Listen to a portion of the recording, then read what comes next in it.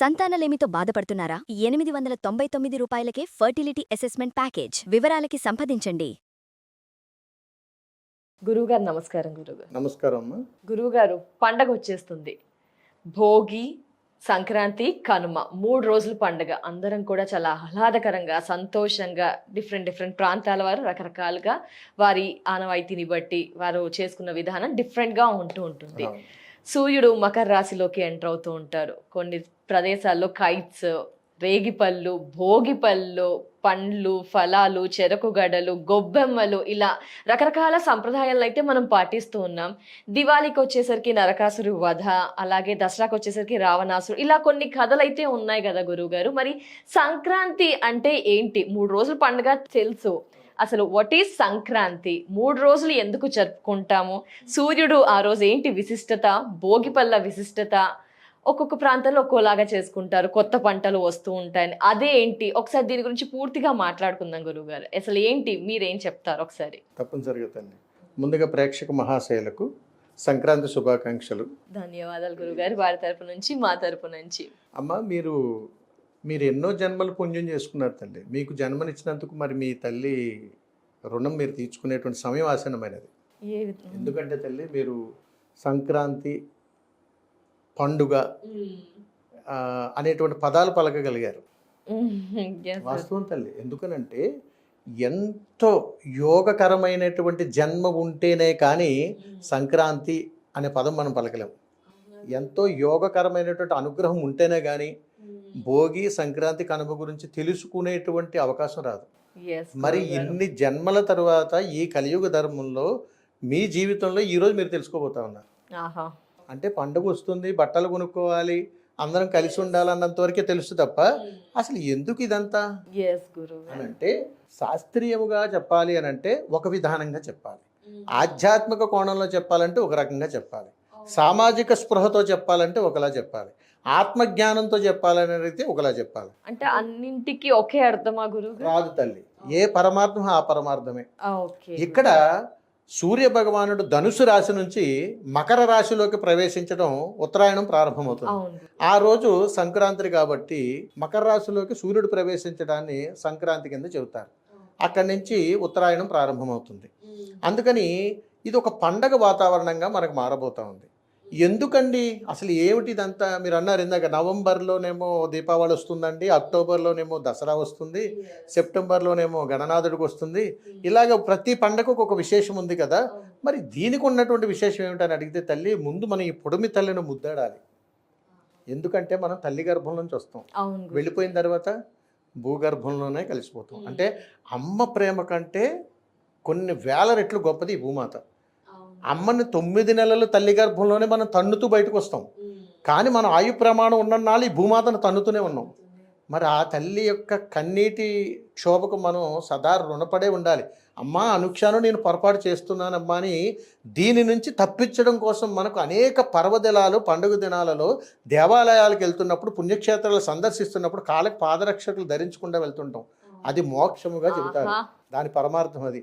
అమ్మా, నేను తల్లి గర్భం నుంచి వచ్చాను, ఏ పాదరక్షకులు ధరించలేదమ్మా, నేను అమ్మ యొక్క గర్భాన్ని, నిలయాన్ని నేను తన్నుకుంటూ బయటకు వచ్చానమ్మా, వచ్చిన తర్వాత ఈ భూగర్భంలోకి వస్తాను, అప్పుడు కూడా నేను పాదరక్షకులు ధరించనమ్మా, మరి నువ్వు ఉండేటువంటి పరమ పవిత్రమైనటువంటి ప్రదేశానికి వచ్చినప్పుడు నేను ధరించనమ్మా అని చెప్పి, దేవాలయ ప్రదేశాలకు వెళ్ళినప్పుడు మన పాదరక్షకులు ఎలా అయితే ధరించకుండా పరమ పవిత్రంగా ఉంటామో, కల్మషం లేనటువంటి ఆత్మసంకల్పంతో కూడుకున్నటువంటి ఆధ్యాత్మిక చింతనతో కూడుకున్నటువంటి ప్రయాణం ఏదైనా ఉన్నదరా అని అడిగితే పండగ. ఆ పండగ అంటే ఏమిటంటే, మనం తెలుసుకున్నంత వరకు భోగి, సంక్రాంతి, కనుమ. భోగి రోజు మంట వేస్తారా, సంక్రాంతి రోజు కొత్త బట్టలు వేసుకుంటారా, కనుమ రోజు వచ్చేటప్పటికేమో పశువుల పండుగ చేస్తారా, మరి మనకు దానికి సంబంధం ఏమై ఉంటుందమ్మా అని అడిగితే, 84 లక్షల జీవరాశుల యొక్క మనుగడకు ప్రతీక ప్రకృతి ధర్మం. అలాంటి ప్రకృతికి చేసేటువంటి పండుగ తల్లి. మనం అంటూ ఉంటాం, పొర్లు దండాలు పెడతాం, గిరి ప్రదక్షిణలు చేస్తాం, అభిషేకాలు చేస్తాం, అర్చన చేస్తాం, అన్ని రకాలు చేస్తాం. వీటన్నింటికి ఉపయోగించేది ఏమిటి తల్లి? పసుపు రాస్తాం, కుంకుమ రాస్తాం, గడపకు పసుపు రాస్తాము, మన తల్ల పువ్వులు పెట్టుకుంటాం, భగవంతుడు పూలు పెడతాం, తులసమ్మను ఆరాధిస్తాం, రావి చెట్టును ఆరాధిస్తాం, మర్రి చెట్టును ఆరాధిస్తాం, రకరకాల వృక్షాలన్నింటిని ఆరాధిస్తాం, గోమాతకు పూజ చేస్తాం, పశువులకు పూజ చేస్తుంటాం. అన్ని రకాల వాటిలోనూ మనం భగవత్ సంకల్పం చేస్తాం. పుట్టకి నమస్కారం చేస్తాం, సర్పానికి నమస్కారం చేస్తుంటాం, కుక్కకి నమస్కారం చేస్తుంటాం. అంటే ప్రతి దాంట్లోనూ కూడా ఒక ఆత్మజ్ఞానాన్ని చూడమని చెప్తున్నాడు. ఎక్కడెక్కడ చెప్తున్నాడు ఇందా మీకు ఆత్మజ్ఞానం వైపు తెలుసుకోవాలి, ఆధ్యాత్మిక చింతన కోణంలోనూ తెలుసుకోవాలి. అందుకని ఆధ్యాత్మిక చింతనతో కానీ మనం చూసినట్టయితే భగవత్ సంకల్పంలో సూర్య భగవానుడి యొక్క ప్రత్యేకమైనటువంటి అనుగ్రహం, సకల కోటి జీవరాశులకు ఆధారభూతమైనటువంటి ఆయన సూర్య భగవానుడు. ఆయనను ఆరాధించవలసినటువంటి ప్రయాణం ఆసన్నమైనదని పరమార్థం. ఇదిగో సమస్త సృష్టికి 84 లక్షల జాతుల జీవరాశులకు ఆధారభూతం సూర్య భగవానుడు. కాబట్టి ఆయనకు తొలి నమస్కారం చేయండి అనేటువంటి సంకేతం ఆధ్యాత్మిక చింతన. ఇక్కడతో కాదు నాయన, ఆత్మజ్ఞానంతో ఆలోచించండి. అందుకని ప్రతి జీవుడు కూడా బ్రతకడానికి ఉపయోగపడగలిగేటువంటి ప్రకృతి ధర్మానికి శిరస్సు వంచి పాదాభివందనాలు చేస్తున్నాం. కాబట్టి ఈ ప్రకృతిని గౌరవించేటువంటి పండుగ ఏదన్నా ఉందా అంటే అది సంక్రాంతి. అందుకని ప్రకృతిని మనం ఎలా గౌరవిస్తాం తల్లి? ఏది ఒకటి చెప్పండి, మీకు తెలిసినటువంటి ప్రకృతిని గౌరవించడం అంటే చెట్లకి పూజ చేయడం, చెట్లకు పూజ సూర్య చేయడం, భగవానికి రకరకాలుగా మరి వాటిని పూజ అని అనకూడదు తల్లి, గౌరవించడం. ఒక మనిషిని గౌరవించడం అని అంటే మెళ్ళో దండ వేసి సత్కరించడం. అందుకని అతనికి పూజ చేయడం అని అన్నారు. దండ వేశారంటే ఆయన పూజ చేయడం కాదు, ప్రకృతి ధర్మాన్ని గౌరవిస్తున్నారు, అతనికి ఆ విలువనిస్తున్నారు. అంటే ప్రకృతితో సమానంగా పోలుస్తున్నామని పరమార్థం. అందుకని భగవంతుడికి అర్పించేటువంటి పుష్పాలు కానీ, రకరకాల ద్రవ్యాలు కానీ, ప్రకృతి నుంచి వచ్చేటువంటి ఏదైనా కానీ, అదేవిధంగా గోక్షరము కానీ, ఏదైనా కానీ అభిషేకానికి వాడిన, పూజలకు వాడిన అర్థం ఏంటంటే ఈ ప్రకృతిని భగవంతుడితో సమానంగా చూస్తున్నాము అనేటువంటి ఆత్మజ్ఞానం ఇక్కడ మనం పట్టుకోవాలి తప్ప పూజ చేస్తున్నాము అనేటువంటి ఆలోచనలోకి వెళ్ళకూడదు. అంతటి చక్కటి సాంప్రదాయం మన సనాతన ధర్మం. అలాంటి సనాతన ధర్మంలోనూ భోగి, సంక్రాంతి, కనుమకు ఉన్నటువంటి విశేషమైనటువంటి ఆదరణ ఏమిటంటే తల్లి కుటుంబము. కాబట్టి విడివిడిగా ఉంటున్నారు, ఇది జీవితం కాదురా. సనాతన ధర్మంలో ఉన్నటువంటి గొప్పతనం ఏమిటని అడిగితే మనందరూ కలిసికట్టుగా బ్రతకాలి. సూర్య భగవానుడు ఎంతటి చక్కటి తేజోవంతమైనటువంటి ఉత్తరాయణంలో మనకు ప్రయాణానికి శ్రీకారం చేసి జీవితంలో నూతన వెలుగులు ఇస్తున్నాడో అంతటి గొప్పటి సంస్కారవంతమైనటువంటి సూర్య భగవానుడి కంటే కొన్ని వేల రెట్ల శక్తి కలిగినటువంటిది కుటుంబం. కాబట్టి మీ కుటుంబం అంతా కలిసి ఉండండిరా అని చెప్పి ఒక రోజా కాదు, 2 రోజా కాదు అని 3 రోజుల అవకాశాలు ఇచ్చారు. త్రికాలజ్ఞాని, త్రిలోక సంచారి, ముక్కంటి. కాబట్టి త్రినేత్రుడు. ఆ ఈశ్వర సంకల్పంతో మనకు చక్కటి కుటుంబాన్ని ఏర్పాటు చేసి అందరూ కలిసి ఉండండి అని చెప్పి భోగి, సంక్రాంతి, కనుమను మనకు పండగ వాతావరణాన్ని ఇచ్చారు. అందుకని మీరు గమనించండి, రోజులు మారాయి, భోగి, సంక్రాంతి, కనుమ నిత్యం ఉండేవే. కానీ మనం ఎందుకు ఆ 3 రోజుల్లోనూ ఒక ప్రత్యేకమైనటువంటి స్థితికి మనం వస్తుంటాం. ఏంటి, ఏదో కొత్త ఆత్మీయత, కొత్త అనుబంధం, కొత్త ఫ్రెండ్స్ ఎలా ఉన్నారు, ఏదో మళ్ళా పుట్టినట్టు ఈ భావంతో ఎలా కలుగుతుందని అడిగితే మనిషిలో ఉండేటువంటి ఆత్మజ్ఞానం ఒక అద్భుతమైనటువంటి ఒక ఆరాకి కనెక్ట్ అయి ఉంటుంది. అందుకని ఉత్తరాయణంలో సూర్య భగవానుడు అనుగ్రహంతో ప్రతి మనిషిలో ఉన్నటువంటి షట్చక్రాస్ అన్నీ కూడా యాక్టివేట్ అవుతుంటాయి. అంటే మూలాధార చక్రం, స్వాదిష్టాన చక్రం, మణిపూరక చక్రం, అనాహత చక్రం, విశుద్ధ చక్రం, ఆజ్ఞా చక్రం, సహస్రం, అన్ని చక్రాలు యాక్టివేట్ అయినప్పుడు మనిషిలో ఒక తెలియనటువంటి నూతన ఉత్తేజం అనేటువంటిది ప్రారంభమవుతుంది. దీనిని మనిషి ఎలా పొందుతాడురా అని అడగడానికి మొట్టమొదటి రోజు భోగి రోజు. అందుకని భోగి రోజు పాత వస్తువులను, పాతవి మన ఇంటిలో ఉన్నటువంటి అన్నింటిని తగలబెట్టేస్తుంటాం, తీసి బయట పారేస్తాం. ఒక రకంగా చెప్పాలంటే దీనిని పూర్వకాలంలో చెప్పాలంటే తల్లి ఆరోగ్యవంతమైనటువంటి అనుగ్రహం కోసం పాతవన్నీ తీసేనంటే బ్యాక్టీరియా కానీ, సైంటిఫిక్గా చూస్తే బ్యాక్టీరియా కానీ ఇవన్నీ మన పాత వస్తువులు అన్నీ ఉంటే అక్కడ డస్ట్ పట్టి రకరకాల ఇన్ఫెక్షన్స్కి అవుతుంటాయి. వీటన్నింటినీ శుద్ధి చేయండి, తీసి బయట పారేసేయండి, ఇది భోగి రోజు తీసి తగలబెట్టండి అని అంటారు. ఒక రకంగా శానిటైజేషన్ లాంటిది. అందుకని భోగి రోజున కొన్ని విధానంగా వీటిని తగలబెడుతుంటారు. ఇక్కడ ఆత్మజ్ఞానం అనేది ఒకటి ఉంటుంది, వింటారా తల్లి? తప్పకుండా గురు, తెలుసుకోవాలి. భోగి రోజు తెలుసుకోవాల్సినటువంటి ఆత్మజ్ఞానం ఏమిటంటే మీరు గమనించండి, చాలా గ్రామాల్లో భోగి రోజు పండగ వాతావరణంలో రకరకాల కట్టెలు తీసుకొచ్చి తగలబెడుతుంటారు. తీసుకొచ్చి తగలబెట్టి వాటికి మంట పోసి అక్కడ నీళ్లు కాసుకుని ఆ నీళ్లు తీసుకొచ్చి వేస్తుంటారు. అందులోనూ గోమయంతో చేసినటువంటి పిడకలు వేస్తుంటారు. దాన్ని తీసుకొచ్చి బొట్టు పెట్టుకుంటారు. మరి పరమార్థం ఏమిటి తెలిసి భోగి రోజున భోగి పళ్ళు పోస్తుంటారు, రకరకాలుగా చేస్తుంటారు. భోగి రోజు ఒక్కొక్క కొత్త బట్టలు వేసుకుంటారు, రెండో రోజు ఇంకొక జత, మూడో రోజు ఇంకొక జత, 3 రకాల కొత్త బట్టలు ధరిస్తుంటారు. అదే రోజు పెద్దలను కూడా మనం గుర్తు తెచ్చుకుని బట్టలు పెడుతుంటారు. ఇక్కడ భోగి మనకి ఇచ్చేటువంటి ఆత్మజ్ఞానం, ఆధ్యాత్మిక చింతన రెండూ తెలుసుకోవాలి.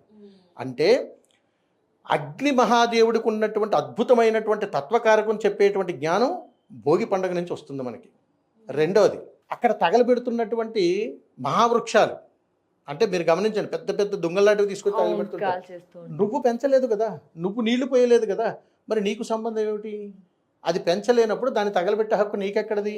కానీ వాటిని తగలబెడుతున్నప్పుడు నువ్వు ఆత్మానందం పొందుతూ ఆ చలిమంటల దగ్గర కాసేపు కూర్చొని మన ఊరు, మన విశేషాలు, మనం ఏం చేస్తున్నాం అన్నీ అక్కడ ఉన్న వాళ్ళతో పంచుకుంటూ అక్కడ కాసిన నీళ్లు కాసుకుని అవి మనం మీద వేసుకుంటాం. ఇక్కడ ఏం చెప్పాడంటే తల్లి, మీరు చిన్నప్పుడు మీ ముతమామల్ని అడగండి, మనకు స్నానాలు చేయించేటప్పుడు పొయ్యి మీద నానాజాతి మొక్కలు పుల్లలు తీసుకొచ్చి అందులో పెట్టి గొట్టం పెట్టి ఉఫ్ అని ఊది ఆ నీళ్లు మరిగించి మనకు వేడి నీళ్ళు పోసేవారు. మరి ఇప్పుడు ఏం చేస్తున్నారు? ఆ గ్రేజర్ చేసేటువంటి నీళ్ళు ఎక్కడి నుంచి వస్తున్నాయి? మీరు వదిలేటువంటి మలమూత్ర విసర్జాల దగ్గర నుంచి నీళ్లు తీసుకొచ్చి ఇప్పుడు మీరు స్నానాలు చేస్తున్నారు. ఏది పవిత్రమైంది తల్లి? అప్పటి స్నానాలు పవిత్రమైనవి. కాబట్టి ఈ రోజుకి మనం ఆరోగ్యంగా ఉన్న అనటానికి గల కారణం అది. కానీ వాటి తగలబడుతున్నప్పుడు మనకి ఇచ్చేటువంటి ఆత్మజ్ఞానం ఏంటో తెలుసా? ఆ కట్టె ఈశ్వరుడితో మాట్లాడుతుంటుంది. ఈశ్వర, నన్ను ఎలా తగలబెట్టేస్తున్నారు ఈశ్వర, అది కూడా భోగి రోజు, వీళ్ళందరూ కొత్త బట్టలు వేసుకున్నారు, చాలా చక్కగా ఉన్నారు, మరి నాకు మోక్షం లేదా అని ఈశ్వరుడు అంటే అప్పుడు పరమేశ్వరుడు చెప్తుంటాడు, నీకు నేను అద్భుతమైనటువంటి మోక్షాన్ని ఇచ్చాను, సకల జనుల యొక్క ఆనందాన్ని, సకల జనుల యొక్క మోక్షాన్ని నువ్వు ప్రసాదించడం కోసం, వారి కోసం నువ్వు దహనమవు, నీకు నేను అద్భుతమైనటువంటి వరాన్ని ఇస్తున్నానని చెప్పి ఆ వృక్షాలకు కూడా మోక్షాన్ని ఇచ్చినటువంటి తత్వం భోగి పండుగ. అందుకని ఆ భోగి రోజున పెద్ద పెద్ద వృక్షాలు, పెద్ద పెద్ద కొమ్మలు ఇవన్నీ ఎదురు చూస్తుంటాయి, నాకు మోక్షాన్ని ఇవ్వండి, నాకు మోక్షాన్ని ఇవ్వండి, నన్ను తీసుకెళ్ళండి, నన్ను తగలబెట్టండి అని. అలా తగలబడిపోతూ ఉన్నప్పుడు అవి ఎంత ఆత్మానందాన్ని పొందుతాయి తల్లి. మరి అక్కడ ఆత్మానందం పొందుతున్నప్పుడు దేవతల అనుగ్రహం కావాలి కదా, మరి అది ఎలా వస్తుంది వాటికి? అందుకని భోగి రోజును వేసేటువంటి మంట సాక్షాత్తు ఆ పరమేశ్వరుని ముందు చేసేటువంటి మహాయాగంతో సమానం. అందుకని సకల దేవతలకు కొలువై ఉన్నటువంటి గోమాత నుంచి వచ్చినటువంటి గోమయంతో చేసినటువంటి పిడకలను దండగా కూర్చి మాలగా సమకూర్చి అగ్నిహోత్రుడికి సమర్పిస్తున్నాం మనం అక్కడ. అందుకని ఇదిగో ఇంతమంది దేవతల సాక్షిగా నీకు మోక్షాన్ని ఇస్తున్నాను అని పరమేశ్వరుడు అంత చక్కటి సంకల్పాన్ని అక్కడ కలిగించాడు మనకి. అంటే నీ పిడకలు తీసుకెళ్ళి అక్కడ వేయగానే ఆ వృక్షము, నా జన్మ ధన్యమైపోయింది ఈశ్వర, చాలు, నీ కోసం నేను ఏదన్నా అయిపోతానంటే అప్పుడు ఒక వరాన్ని ఇస్తాడు. తదాస్తు అనే చితాభస్మంగా మారమ్మా అని అంటాడు. అప్పుడు బూడిదిగా మారుతుంది. ఈశ్వర, నాకు ఒక్క వరాన్ని ఇస్తావా ఈశ్వర, నేను 3 రోజులు వెలగాలి ఈశ్వర అని అంటది. అందుకని భోగి రోజు మంట ఉంటుంది, సంక్రాంతి రోజు ఉంటుంది, కనుమ రోజు ఉంటుంది, ఆ తర్వాత తీస్తాం అక్కడి నుంచి మనం. అందుకని అక్కడ కాల్చగా వస్తున్నటువంటి నీటిని మన దేహం మీద వేసుకోవడం ద్వారా సాక్షాత్తు పరమేశ్వరుని అనుగ్రహముతోటి, ఈ ప్రకృతి ఇచ్చేటువంటి అనుగ్రహముతోటి మన దేహాన్ని ఆ నీళ్లు తాకగానే ఒక తెలియనటువంటి మనలో ఉన్న రుగ్మతలన్నీ సమస్యపోతాయి. ఆ సంవత్సరం చేసినటువంటి సకల దారిద్ర్యాలు, తప్పులన్నీ సమస్యపోతాయి. ఇవన్నీ ఎవరు స్వీకరించారు అని అడిగితే, నీకు ఆ వేడిని పుట్టిస్తూ ఆ అగ్నిలో నీ కోసం దహనమైపోతూ అంత కర్మను మోసినటువంటి ఆ మహావృక్షం ద్వారా మనకు ఆ అనుగ్రహం వచ్చింది తల్లి. అంతటి చక్కటి పండుగ భోగి రోజు. ఆ భోగి రోజు ఆ నీళ్లు పెట్టడంలో, అవి వేయటంలో అంతటి పరమార్థం ఉంది. అందుకని భోగి రోజు అని అడిగితే, మరి అంతటి వేడిని మరి ఈ భూమాత తట్టుకుంటుంది కదా, మరి దాని పరమార్థం ఏమిటి అని అడిగితే అప్పుడు ఆ మహావృక్షం అంటుందట, అమ్మా, నన్ను మహా ఏరులుగా నిన్ను చొచ్చుకుంటూ నీ గర్భంలోకి వెళ్ళిపోయాను కదమ్మా, మరి నాకు ఏదైనా మోక్షం అని అడిగితే, ఏ రోజైతే నేను ఎంత క్షోభపడ్డానో ఆ క్షోభను నువ్వు తగలబడేటప్పుడు నేను ఆత్మానందంగా నా బిగి కౌగిల్లో బంధిస్తానమ్మా అని భూమాత మహావృక్షానికి వరమిస్తుంది. అలా ఇచ్చినప్పుడు అది తగలబడిపోతున్న భూమాత ఆనందపడుతూనే ఉంటుంది. అందుకని మీరు గమనించండి, భోగి పండుగ రాగానే 4 రోడ్లు కూడల దగ్గర, లేదా 10 మంది జనాలు తిరిగేటువంటి సంచారం ఉన్నటువంటి ప్రదేశంలో భోగి వేస్తూ ఉంటారు. దాంట్లో అంత ఆత్మజ్ఞానం ఉంది తల్లి. అందుకని అది మనం ఎప్పుడైతే పట్టుకోగలిగామో జన్మ ధన్యమైపోయినట్టే. అందుకని మిమ్మల్ని అన్నాను, అమ్మ, మీరు భోగి, సంక్రాంతి, కనుమ అనే పదం మీరు మాట్లాడారంటే మీ తల్లి రుణం తీర్చేసుకున్నట్టేనమ్మా, అంత గొప్ప సంకల్పం ఉన్నది మీకు అని చెప్పాను నేను. అది తల్లి భోగి రోజు ఉన్నటువంటి విశేషం. మరి తర్వాత రోజు ఏమిటి? సంక్రాంతి. మరి దాని విశేషం కూడా తెలుసుకోవాలి. సంక్రాంతి రోజున కుటుంబ సభ్యులందరూ కూడా కలిసి చేయవలసినటువంటి పండుగ ఒకటి ఉంది. సంక్రాంతి రోజు ఏమిటని అడిగితే, సూర్య భగవానుడికి నమస్కరించాలి. కుటుంబమంతా కూడా కలిసి సూర్య భగవానుడికి నమస్కరించాలి. ఎందుకనంటే మకర రాశిలోనికి సూర్యుడు ప్రవేశం జరుగుతుంది కాబట్టి, మకర సంక్రాంతిగా చెబుతున్నాం కాబట్టి సూర్య భగవానుడి యొక్క సంపూర్ణమైనటువంటి అనుగ్రహాన్ని మనం పొందాలంటే ఒక నమస్కారంతో కుదరదు. అందుకని కుటుంబ సమేతముగా సూర్య భగవానుడికి ఎప్పుడైతే మనం నమస్కారం చేస్తామో ఆ కుటుంబానికే సంక్రాంతి యొక్క అనుగ్రహం సంపూర్ణంగా ఉంటుందని సూర్య భగవానుడు చెప్పగానే చెబుతుంటాడు. దాని యొక్క పరమార్థం కూడా తెలుసుకోవాలి తల్లి. సంక్రాంతి వచ్చింది, అందరం కలిసి కూర్చున్నాము, పిండి వంటలు వండుకుందామా, లేకపోతే సినిమాలకు వెళ్దామా, షికార్లకు వెళ్దామా, గాలిపటాలు వెలగేద్దామా అని అడిగితే సూర్య భగవానుడు ఎంత అద్భుతమైనటువంటి సూర్యకాంతి ద్వారా ఈ జీవరాశులన్నింటినీ కూడా ఆధారభూతమయ్యాడో నువ్వు చేసేటువంటి మాట, సంస్కరణ, భాష, నీ నడవడిక ఇదంతా కూడా నీ కుటుంబానికి ఆదర్శనీయంగా ఉండాలి నాన్న అని చెప్పడంలో ఉన్నటువంటి పరమార్థం కుటుంబం యొక్క ఐక్యత. అందుకని పండుగ రోజు నీకు ఎన్ని గొడవలన్నా ఉన్నాయి, ఎన్ని మనస్పర్ధలు ఏదైనా కానీ సంక్రాంతి రోజున మాత్రం అందరం కలిసే ఉంటాం, కలిసే వండుకుంటాం, కలిసే ఉండాలి. అలా ఉంటున్నామంటే సూర్య భగవాను యొక్క కిరణాలు భూమి మీదకి చేరటానికి ఎలాగైతే ఏ భేదాభిప్రాయాలు లేవో, కులాలు లేవు, మతాలు లేవు, ఏదీ లేదు, పేద గొప్ప చిన్న దానికని ఏ భేదాభిప్రాయం లేదు, సూర్య భగవానుడికి అందరి మీదకి ఒకలాగే పంపిస్తాడు.